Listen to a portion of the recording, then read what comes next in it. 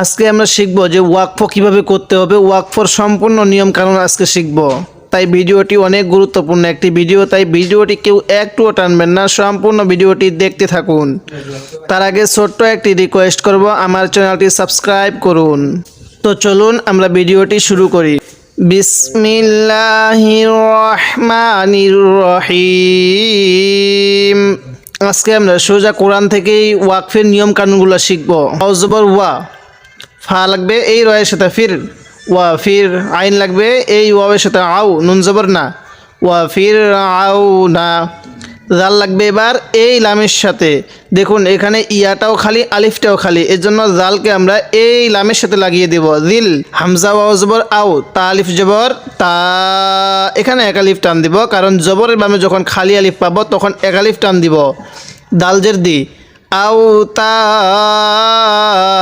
দি। তো এই গোল চিহ্নটার নাম হলো ওয়াকফ, বাংলায় আমরা এটাকে দাড়ি বলে চিনি। আমরা পূর্বে নুরানি কায়দা কোর্সের মধ্যে এই ওয়াকফ নিয়ে আলোচনা করেছি। আজকে আমরা সোজা কোরআন থেকে ওয়াকফের নিয়ম কানুনগুলো শিখব। আমরা এখানে ওয়াকফ করব। ওয়াকফ করার পূর্বের যে হরফটা আছে এই হরফের মধ্যে জবর থাকতে পারে, জের থাকতে পারে, পেশ থাকতে পারে। চাই জবর থাকুক, চাই জের থাকুক, চাই পেশ থাকুক, আমরা ওই জবর জের পেশকে বাদ দিয়ে দিব এবং তার উপরে কি দিব, জজম দিব, অর্থাৎ সাকিন দিব। যদি জবর থাকে বাদ দিয়ে দিব, পেশ থাকলে বাদ দিয়ে দিব, জের থাকলেও বাদ দিয়ে দিব, দিয়ে ওই শেষ হরফের মধ্যে জজম দিব। তখন পড়বো কেমনে, আউতাদ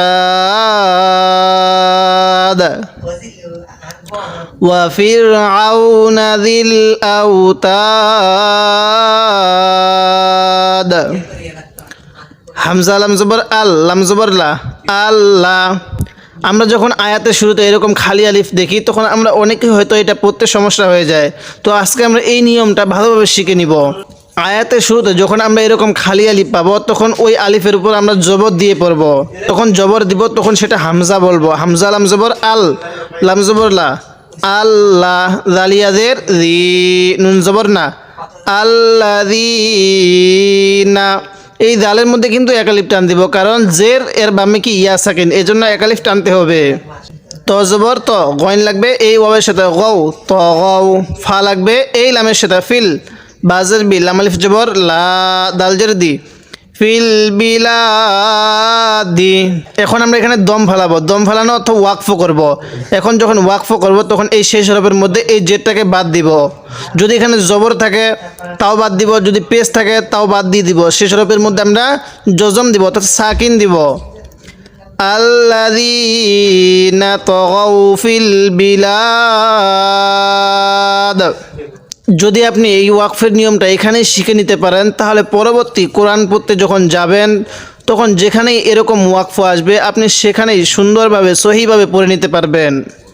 আর যদি আপনি এরকমভাবে এই 30 নং পারাটি ভেঙে ভেঙে শব্দে শব্দে তাজবিদ সহ উচ্চারণ করে শিখতে চান তাহলে আমার চ্যানেলটি সাবস্ক্রাইব করবেন এবং আমার পর্বগুলো নিয়মিত দেখবেন। ফা জবর ফা, হামজাক লাগবে এই কাপের সাথে আখ, সা জবর সা, র ওয়াও পেশ রু। এখানে এক আলিফ টান দিব, কারণ পেশের বামে যখন এরকম ওয়াও সাকিন পাবো তখন সেখানে এক আলিফ টান দিব। ফা আকসারু, ফায়াজের ফি, এক আলিফ টান দিব। জেরের বামে ইয়া সাকিন হলে এক আলিফ টানতে হবে। হা লাগবে এই লামের সাথে হাল, ফা জবর ফা, সিন আলিফ জবর সা, দাল জবর দা, ফাসাদা। এবার আপনারা বলবেন এখানে আমি ওয়াকফ কিভাবে করব। হ্যাঁ, তো এবার বলুন তো এই দালের উপর যে জবরটা আছে এই জবরটাকে কি বাদ দিব? হ্যাঁ, জবরটাকে বাদ দিয়ে দিব। তখন কি দিব? জজম দিব, অর্থাৎ সাকিন দিব। ফাআকসারু ফিহাল ফাসাদ। একটু ধাক্কা দিব, কারণ এই দালটা কি কলকলা হরফ, আর কলকলা হরফ হলো 5টি, কপ্ত বাজিম দাল, এই জন্য এখানে একটু ধাক্কা দিব। ফাসাদ। ফা জবর ফা, সদ লাগবে এই বায়ের সাথে সব, বা জবর বা, সব বা। আইন জবর আ, আইনটা একটু চাপ দিয়ে পড়ব।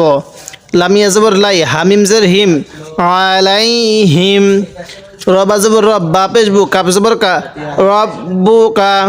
সিন ওয়াও জবর সাউ, ত জবর ত, সাউ ত। আইন জবর আ, জাল আলিফ জবর জা, বা দুই জের বিন, আযাবিন। দেখুন এবার আরেক নিয়মে আসছে। এবার ওয়াকফের শেষ হরফের মধ্যে দুই জের, তো আমরা এখন এই দুই জেরকে কি করব, বাদ দিয়ে দিব। যদি দুই জের থাকে, দুই পেশ থাকে, দুই জবর থাকে ওয়াকফের শেষ হরফের মধ্যে, তাহলে আমরা সেটাকে বাদ দিয়ে দিব। বাদ দিয়ে ওই শেষ হরফের মধ্যে আমরা জজম দিব, অর্থাৎ সাকিন দিব। আযাব এরকম করে পড়ব। তো নিয়মটা কি আবার বলে দিচ্ছি, যে ওয়াকফের শেষ হরফের মধ্যে চাই এক জবর থাকুক, এক জের থাকুক, এক পেশ থাকুক, চাই এরকম দুই জের থাকুক, দুই জবর থাকুক, দুই পেশ থাকুক, আমরা ওই শেষ হরফের মধ্যে কি দিব, জজম দিব। ফাসাব্বা আলাইহিম রাব্বুকা সাওতা আযাব। হামজা নুন জের ইন, এখানে গুণনা করব, কারণ মিম এবং নুনের উপর যখন তাসদিদ হবে তখন সেখানে গুণনা করা ওয়াজিব হয়ে যাবে। তো এখানে নুনের উপর তাসদিদ, এজন্য আমাদের গুণনা করতে হবে। ইন না, র বাজবর রব, বাজবর বা, কাব জবর কা, রব বা কা, লাম জবর লা, বা লাগবে এই লামের সাথে বিল, মিম রজের মিউ, সদালিব জবর স, দালজের দি, মিউ স দি। তো এবার আপনারা বলেন তো, যখন ওয়াকফ করব এই দালের নিচে যে জের আছে এই জেরকে কি আমরা বাদ দিব? হ্যাঁ, বাদ দিয়ে দিব। ইন্না রাব্বাকা লাবিল মিরসাদ। ফাজবর ফা, হামজা লাগবে এই মিমের সাথে আম। তো দেখুন এবার মিমের উপর তাসদিদ আছে, তাহলে বলছিলাম কি মিম এবং নুনের উপর তাসদিদ হলে সেখানে গুণনা করতে হবে। তো এখানে মিমের উপর তাসদিদ আছে, এজন্য এখানে গুণনা করব।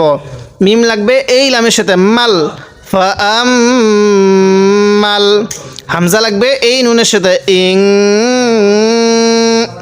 সিনালিফ জবর সা, এক আলিফ টান দিব, নুন পেশ নু, ইং সা নু।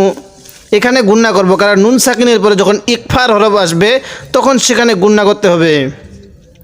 হামজাজের ই, দাল আলিফ জবর দা, এক আলিফ টান দিব, কারণ জবরের বামে যখনই এরকম খালি আলিফ পাবো তখন সেখানে এক আলিফ টান দিব। মিম লাগবে এবার এই বায়ের সাথে মাব, তাজবর তা, লাম খারা জবর লা, হাফেশ হু, মাব তালা হু, রব বাপেশ বু, হা উল্টা পেশ হু, এখানে এক আলিফ টান দিব। কেন? দেখুন এটা হলো সোজা পেশ, এটা হলো উল্টা পেশ। এই উল্টা পেশে টান হবে, এক আলিফ টান হবে, এই সোজা পেশে কিন্তু এক আলিফ টান হবে না। তো খারা জবর খারাজের উল্টা পেশ হলে এক আলিফ টানতে হবে, এই হলো সেই উল্টা পেশ। রব্বুহু, ফা জবর ফা, হামজা লাগবে এই কাপের সাথে আখ, র জবর র, ফা আখ র, মিম জবর মা, হা উল্টা পেশ হু। তো এবার বলেন তো এখানে টান দেওয়া সহি হয়েছে কিনা? হ্যাঁ, এক আলিফ টান দিতে হবে। ওয়া জবর ওয়া, নুন লাগবে এই আইনের সাথে না, আইন জবর আ, মিম জবর মা, না মা, হা উল্টা পেশ হু, ওয়া না মা হু। তো এবার আপনারা বলেন, যখন এখানে ওয়াকফ করব অর্থাৎ আমি দম ফালাবো এখানে, তাহলে এই হায়ের উপরে যে উল্টা পেশ আছে এটাকে কি রাখবো নাকি বাদ দিয়ে দিব? তো বলুন তো। হ্যাঁ, বাদ দিয়ে দিব, দিয়ে হায়ের উপরে কি দিব, জজম দিব। তাহলে তখন কেমনে পড়ব? ওয়া না আমা, ওয়া না আমা, এরকম করে পড়ব।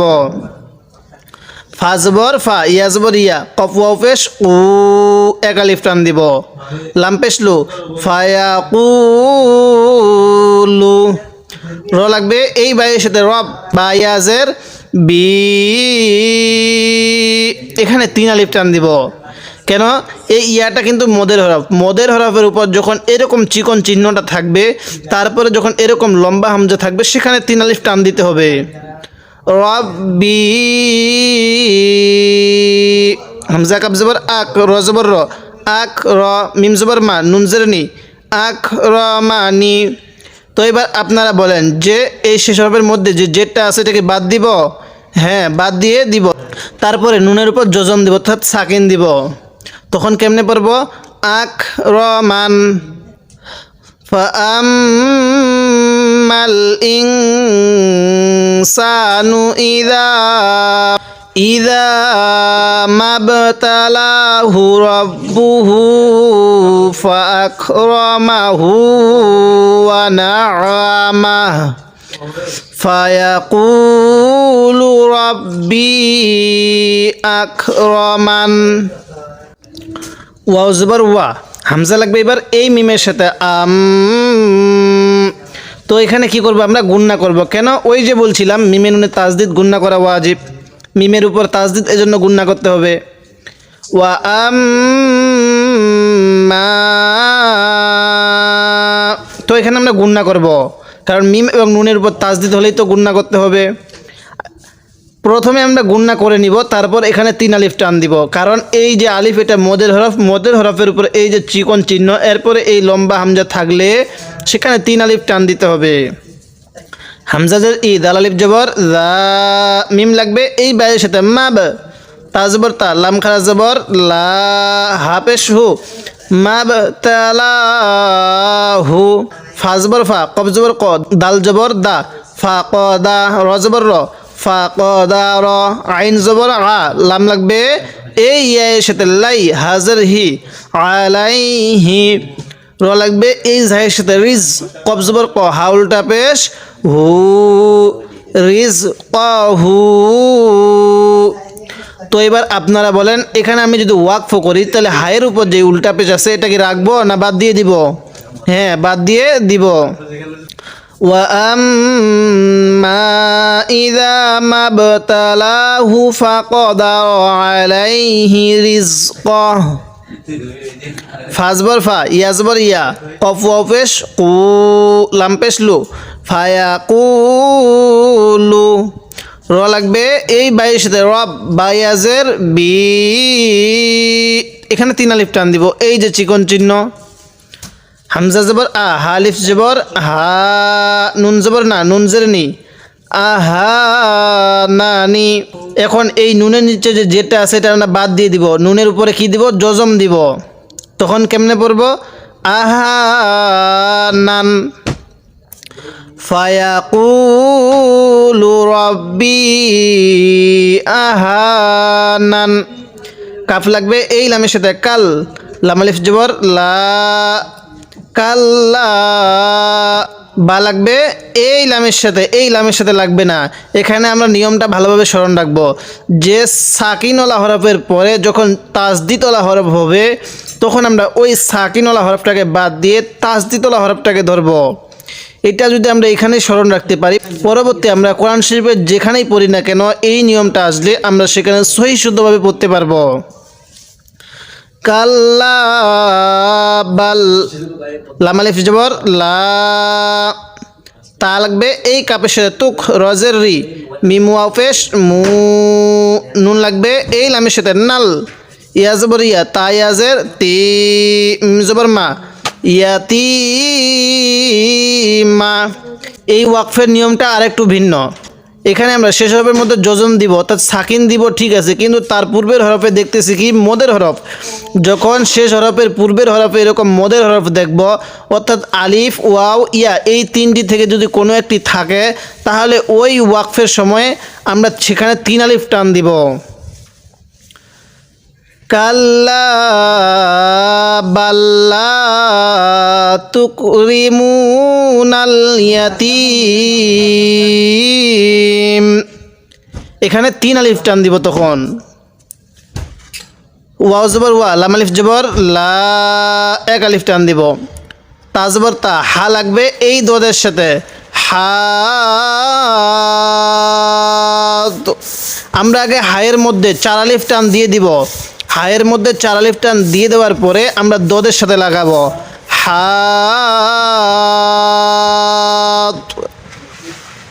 দদ ওয়াও পেশ দু, হা দু, নুন জবর না, ওয়ালা তাহাদুনা,